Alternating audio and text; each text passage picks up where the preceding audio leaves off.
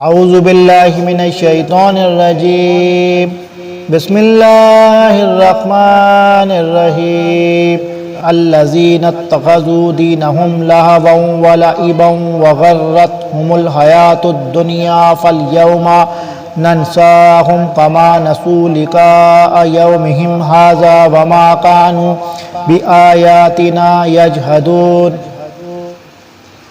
جنہوں نے دنیا میں اپنے دین کو لہو لہب بنا رکھا تھا اور جن کو دنیاوی زندگی نے دھوکے میں ڈال رکھا تھا، سو ہم بھی آج کے روز ان کا نام بھول جائیں گے جیسا کہ وہ اس دن کو بھول گئے اور جیسا یہ ہماری آیتوں کا انکار کرتے تھے۔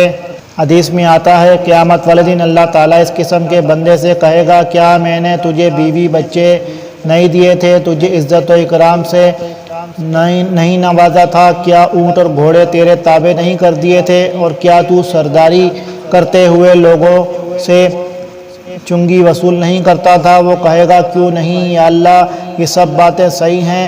اللہ تعالیٰ اس سے پوچھے گا، کیا تو میری ملاقات کا یقین رکھتا تھا؟ وہ کہے گا نہیں۔ اللہ تعالیٰ فرمائے گا، پس جس طرح تو مجھے بھولا رہا آج میں تجھے بھول جاتا ہوں۔ صحیح مسلم کتاب الزہد۔ قرآن کریم کی اس آیت سے یہ بھی معلوم ہوا کہ دین کو لہو و لعب بنانے والے وہی ہوتے ہیں جو دنیا کے فریب میں مبتلا ہوتے ہیں۔ ایسے لوگوں کے دلوں سے چونکہ آخرت کی فکر اور اللہ کا خوف نکل جاتا ہے، اس لیے وہ دین میں بھی اپنی طرف سے جو چاہتے ہیں اضافہ کر لیتے ہیں اور دین کے جس حصے کو چاہتے ہیں عملاً کل عدم کر دیتے ہیں یا انہیں کھیل کود کا رنگ دے دیتے ہیں۔ اس لیے دین میں اپنی طرف سے بدعت کا اضافہ کر کے انہی کو اصل اہمیت دینا، جیسا کہ اہل بدعت کا شیوا ہے، یہ بہت بڑا جرم ہے، کیونکہ اس سے دین کھیل کود کو دبن کر رہ جاتا ہے اور احکام و فرائض پر عمل کی اہمیت ختم ہو جاتی ہے۔ وَلَقَدْ جِئْنَاكُمْ بِكِتَابٍ فَصَّلْنَاهُ عَلَىٰ عِلْمٍ هُدًى وَرَحْمَةً لِقَوْمٍ يُؤْمِنُونَ۔ اور ہم نے ان لوگوں کے پاس ایک ایسی کتاب پہنچا دی ہے جس کو ہم نے اپنے علم کامل سے بہت واضح کر کے بیان کر دیا ہے۔ وہ ذریعہ ہدایت اور رحمت ان لوگوں کے لیے ہے جو ایمان لائے ہیں۔ یہ اللہ تعالیٰ جہنمیوں کے ضمن میں ہی فرما رہا ہے کہ ہم نے تو اپنے علم کامل کے مطابق ایسی کتاب بھیجی تھی جس میں ہر چیز کو کھول کر بیان کر دیا تھا۔ ان لوگوں نے اس سے فائدہ نہیں اٹھایا تو ان کی بدقسمتی، ورنہ جو لوگ اس کتاب پر ایمان لے آئے وہ ہدایت و رحمت الہی سے فیض یاب ہوئے۔ گویا ہم نے تو وما کننا معذبین حتی نبعث رسولا، سورہ بنی اسرائیل 15۔ جب تک ہم رسول بھیج کر اتمام حجت نہیں کر دیتے، ہم عذاب نہیں دیتے کے مطابق اہتمام کر دیا تھا۔ هل ينظرون الا تاویلہ یوم یاتی تاویلہ یقول الذین نسوہ من قبل قد جاءت رسول ربنا بالحق فہل لنا من شفعاء فیشفعوا لنا او نرد فنعمل غیر الذی کنا نعمل قد خسروا انفسهم وضل عنهم ما كانوا یفترون۔ ان لوگوں کو اور کسی بات کا انتظار نہیں، صرف اس کے آخر نتیجے کا انتظار ہے۔ جس روز اس کا آخر نتیجہ پیش آئے گا اور اس روز جو لوگ اس کو پہلے سے بھولے ہوئے تھے یوں کہیں گے کہ واقعی ہمارے رب کے پیغمبر سچی باتیں لائے تھے، سو اب کیا کوئی ہمارا سفارشی ہے کہ وہ ہماری سفارش کر دے، یا کیا ہم پھر واپس بھیجے جا سکتے ہیں تاکہ ہم لوگ ان اعمال کے جن کو ہم کیا کرتے تھے برخلاف دوسرے اعمال کریں؟ بے شک ان لوگوں نے اپنے آپ کو خسارے میں ڈال دیا اور یہ جو باتیں تراشتے تھے سب گم ہو گئیں۔ تعویل کا مطلب ہے کسی چیز کی اصل حقیقت اور انجام، یعنی کتاب الہی کے ذریعے سے وعدے وعید اور جنت اور دوزخ وغیرہ کا بیان تو کر دیا گیا تھا، لیکن یہ اس دنیا کا انجام اپنی آنکھوں سے دیکھنے کے منتظر تھے، سو اب وہ انجام ان کے سامنے آ گیا۔ یعنی یہ جس انجام کے منتظر تھے اس کے سامنے آ جانے کے بعد اعتراف حق کرنے یا دوبارہ دنیا میں بھیجے جانے کی آرزو اور کسی سفارشی کی تلاش، یہ سب بے فائدہ ہوں گی۔ وہ معبود بھی ان سے گم ہو جائیں گے جن کی وہ اللہ کو چھوڑ کر عبادت کرتے تھے۔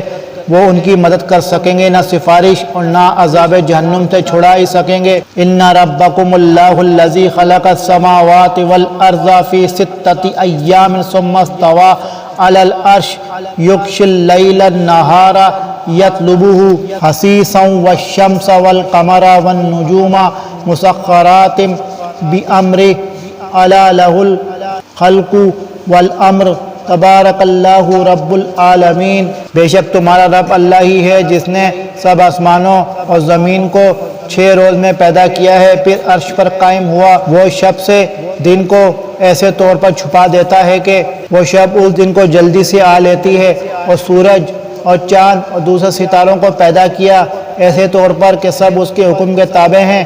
یاد رکھو اللہ ہی کے لیے خاص ہے، خالق ہونا اور حاکم ہونا بڑی خوبیوں سے بھرا ہوا ہے۔ اللہ جو تمام عالم کا پروردگار ہے۔ یہ 6 دن اتوار، پیر، منگل، بدھ، جمعرات اور جمعہ ہیں۔ جمعہ کے دن ہی حضرت آدم علیہ السلام کی تخلیق ہوئی۔ ہفتے والے دن کہتے ہیں کوئی تخلیق نہیں ہوئی، اس لیے اسے یوم السبت کہا جاتا ہے، کیونکہ سبت کے معنی قطع، کاٹنے کے ہیں، یعنی اس دن تخلیق کا کام قطع ہو گیا۔ پھر اس دن سے کیا مراد ہے؟ ہماری دنیا کا دن جو طلوع شمس سے شروع ہوتا ہے اور غروب شمس پر ختم ہو جاتا ہے، یا یہ دن 1000 سال کے برابر ہے جس طرح کہ اللہ کے یہاں کے دن کی گنتی ہے، یا جس طرح قیامت کے دن کے بارے میں آتا ہے۔ بظاہر یہ دوسری بات زیادہ صحیح معلوم ہوتی ہے، کیونکہ ایک تو اس وقت سورج چاند کا یہ نظام ہی نہیں تھا، آسمان و زمین کی تخلیق کے بعد یہ نظام قائم ہوا۔ دوسرے یہ عالم بالا کا واقعہ ہے جس کو دنیا سے کوئی نسبت نہیں ہے، اس لیے اس دن کی اصل حقیقت اللہ تعالیٰ ہی بہتر جانتا ہے۔ ہم قطعیت کے ساتھ کوئی بات نہیں کہہ سکتے۔ علاوہ ازیں اللہ تعالیٰ تو لفظ کن سے سب کچھ پیدا کر سکتا تھا، اس کے باوجود اس نے ہر چیز کو الگ الگ تدریج کے ساتھ بنایا۔ اس کی بھی اصل حکمت اللہ تعالیٰ ہی جانتا ہے۔ تاہم بعض علماء نے اس کی ایک حکمت لوگوں کو آرام، وقار اور تدریج کے ساتھ کام کرنے کا سبق دینا بتلائی ہے۔ واللہ عالم۔ استواء ان کے معنی علو اور استقرار کے ہیں۔ سلف نے بلا کیف و بلا تشبیہ یہی معنی مراد دیے ہیں، یعنی اللہ تعالیٰ عرش پر بلند اور مستقر ہے، لیکن کس طرح، کس کیفیت کے ساتھ اسے ہم بیان نہیں کر سکتے۔ کسی کے ساتھ تشبیہ ہی دے سکتے ہیں۔ نعیم بن حماد کا قول ہے جو اللہ کی مخلوق کے ساتھ تشبیہ دے اس نے بھی کفر کیا، اور جس نے اللہ کی اپنے بارے میں بیان کردہ کسی بات کا انکار کیا اس نے بھی کفر کیا، اور اللہ کے بارے میں اس کی یا اس کے رسول کی بیان کردہ بات کو بیان کرنا تشبیہ نہیں ہے۔ اس لیے جو باتیں اللہ تعالیٰ کے بارے میں نص سے ثابت ہیں ان پر بلا تعویل اور بلا کیف و تشبیہ ایمان رکھنا ضروری ہے۔ حسیساً کے معنی ہے نہایت تیزی سے، اور مطلب ہے کہ ایک کے بعد دوسرا فوراً آ جاتا ہے، یعنی دن کی روشنی آتی ہے تو رات کی تاریکی فوراً کافور ہو جاتی ہے، اور رات آتی ہے تو دن کا اجالا ختم ہو جاتا ہے، اور سب دور و نزدیک سیاہی چھا جاتی ہے۔ ادعوا ربکم تضرعا وخفیۃ انہ لا یحب المعتدین۔ تم لوگ اپنے پروردگار سے دعا کیا کرو گڑ گڑا کر اور چپکے بھی۔ واقعی اللہ تعالیٰ ان لوگوں کو ناپسند کرتا ہے جو حد سے نکل جائیں۔ وَلَا تُفْسِدُوا فِي الْأَرْضِ بَعْدَ إِصْلَاحِهَا وَادْعُوهُ خَوْفًا وَطَمَعًا إِنَّ رَحْمَتَ اللَّهِ قَرِيبٌ مِّنَ الْمُحْسِنِينَ۔ اور دنیا میں اس کے بعد کہ اس کی دوستی کر دی گئی ہے فساد مت پھیلاؤ، اور تم اللہ کی عبادت کرو اس سے ڈرتے ہوئے اور امیدوار رہتے ہوئے۔ بے شک اللہ تعالیٰ کی رحمت نیک کام کرنے والوں کے نزدیک ہے۔ ان آیات میں 4 چیزوں کی تلقین کی گئی ہے۔ ایک، اللہ تعالیٰ سے آوزاری اور خفیہ طریقے سے دعا کی جائے، جس طرح کہ حدیث میں بھی آتا ہے لوگوں اپنے نفس کے ساتھ نرمی کرو، یعنی آواز پست رکھو۔ تم جس کو پکار رہے ہو وہ بہرا ہے نہ غائب، وہ تمہاری دعائیں سننے والا ہے اور قریب ہے۔ صحیح بخاری کتاب الدعوات باب الدعاء اذا علی عقبہ، و مسلم کتاب الجنہ باب استحباب خفض الصوت بالذکر، 2 دعا میں زیادتی نہ کی جائے، یعنی اپنی حیثیت و مرتبے سے بڑھ کر دعا نہ کی جائے۔ 3 اصلاح کے بعد فساد نہ پھیلایا جائے، یعنی اللہ کی نافرمانیاں کر کے فساد پھیلانے میں حصہ نہ لیا جائے۔ 4 اس کے عذاب کا ڈر بھی دل میں ہو اور اس کی رحمت کی امید بھی۔ اس طریقے سے دعا کرنے والے محسنین ہیں، یقیناً اللہ کی رحمت ان کے قریب ہے۔ وَهُوَ الَّذِي يُرْسِلُ الرِّيَاحَ بُشْرًا بَيْنَ يَدَيْ رَحْمَتِهِ حَتَّى إِذَا أَقَلَّتْ سَحَابًا ثِقَالًا سُقْنَاهُ لِبَلَدٍ مَيِّتٍ فَأَنزَلْنَا بِهِ الْمَاءَ فَأَخْرَجْنَا بِهِ مِنْ كُلِّ الثَّمَرَاتِ كَذَلِكَ نُخْرِجُ الْمَوْتَى لَعَلَّكُمْ تَذَكَّرُونَ۔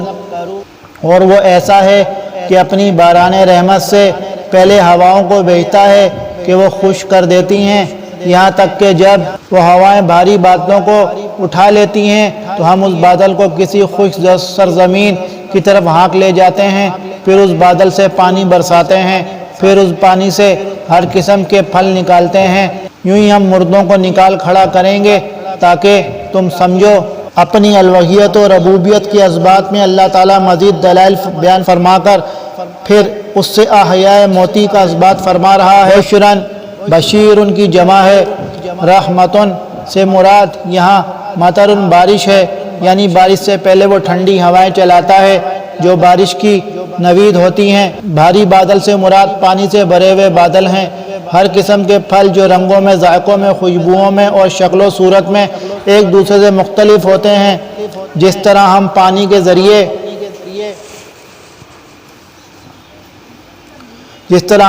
کے ذریعے سے مردہ زمین میں رویدگی پیدا کر دیتے ہیں اور وہ انواع اقسام کے غلے اور پھل پیدا کرتی ہے، اسی طرح قیامت والے دن تمام انسانوں کو جو مٹی میں مل کر مٹی ہو چکے ہوں گے ہم دوبارہ زندہ کریں گے اور پھر ان کا حساب لیں گے۔ وَالْبَلَدُ الطَّيِّبُ يَخْرُجُ نَبَاتُهُ بِإِذْنِ رَبِّهِ وَالَّذِي خَبُثَ لَا يَخْرُجُ إِلَّا نَكِدًا كَذَلِكَ نُصَرِّفُ الْآيَاتِ لِقَوْمٍ يَشْكُرُونَ۔ اور جو ستھری سرزمین ہوتی ہے اس کی پیداوار تو اللہ کے حکم سے خوب نکلتی ہے، اور جو خراب ہے اس کی پیداوار بہت کم نکلتی ہے۔ اسی طرح ہم دلائل کو طرح طرح سے بیان کرتے ہیں ان لوگوں کے لیے جو شکر کرتے ہیں۔ علاوہ ازیں یہ تمثیل بھی ہو سکتی ہے، البلد الطیب سے مراد صریح الفہم اور البلد الخبیث سے کن ذہن، واضح نصیحت قبول کرنے والا دل، اور اس کے برعکس دل قلب مومن یا قلب منافق یا پاکیزہ انسان اور ناپاک انسان۔ مومن پاکیزہ انسان اور واضح نصیحت قبول کرنے والا دل بارش کو قبول کرنے والی زمین کی طرح آیات الہی کو سن کر ایمان و عمل صالح میں مزید پختہ ہوتا ہے، اور دوسرا دل اس کے برعکس زمین شور کی طرح ہے جو بارش کا پانی قبول ہی نہیں کرتی یا کرتی ہے تو برائے نام، جس سے پیداوار بھی نکمی اور برائے نام ہوتی ہے۔ اسی کو ایک حدیث میں اس طرح بیان کیا گیا ہے۔ رسول اللہ صلی اللہ علیہ وآلہ وسلم نے بیان فرمایا کہ مجھے اللہ تعالیٰ نے جو علم و ہدایت دے کر بھیجا ہے اس کی مثال اس موسلا دار بارش کی طرح ہے جو زمین پر برسی۔ اس کے جو حصے زرخیز تھے انہوں نے پانی کو اپنے اندر جذب کر کے چارہ اور گھاس خوب اگایا، یعنی بھرپور پیداوار دی، اور اس کے بعد حصے سخت تھے جنہوں نے پانی کو تو روک لیا، اندر جذب نہیں ہوا، تاہم اس سے بھی لوگوں نے فائدہ اٹھایا، خود بھی پیا، کھیتیوں کو بھی سیراب کیا اور کاشتکاری کی، اور زمین کا کچھ حصہ بالکل چٹیل تھا جس نے پانی روکا اور نہ کچھ اگایا۔ پس یہ اس شخص کی مثال ہے جس نے اللہ کے دین میں سمجھ حاصل کی، اور اللہ نے مجھے جس چیز کے ساتھ بھیجا اس سے اس نے نفع اٹھایا، پس خود بھی علم حاصل کیا اور دوسروں کو بھی سکھلایا۔ اور مثال اس شخص کی بھی ہے جس نے کچھ نہیں سیکھا اور نہ وہ ہدایت ہی قبول کی جس کے ساتھ مجھے بھیجا گیا۔ صحیح بخاری کتاب العلم باب فضل من علم و علم۔ لقد ارسلنا نوحا الى قومه فقال یا قوم اعبدوا اللہ ما لکم من الہ غیرہ انی اخاف علیکم عذاب یوم عظیم۔ ہم نے نوح علیہ السلام کو ان کی قوم کی طرف بھیجا تو انہوں نے فرمایا اے میری قوم تم اللہ کی عبادت کرو، اس کے سوا کوئی تمہارا معبود ہونے کے قابل نہیں، مجھ کو تمہارے لیے ایک بڑے دن کے عذاب کا اندیشہ ہے۔ قال الملأ من قومه انا لنراک فی ضلال مبین۔ ان کی قوم کے بڑے لوگوں نے کہا کہ ہم تم کو سری غلطی میں دیکھتے ہیں۔ پھر اس طرح انسانی عقل کو معوف کر دیتا ہے کہ انسان کو ہدایت گمراہی اور گمراہی ہدایت نظر آتی ہے۔ چنانچہ قوم نوح کی بھی یہی قلبی ماہیت ہوئی۔ ان کو حضرت نوح علیہ السلام جو اللہ کی توحید کی طرف اپنی قوم کو دعوت دے رہے تھے، نعوذ باللہ گمراہ نظر آتے تھا جو نہ خوب بتدریج وہی خوب ہوا کہ غلامی میں بدل جاتا ہے قوموں کا ضمیر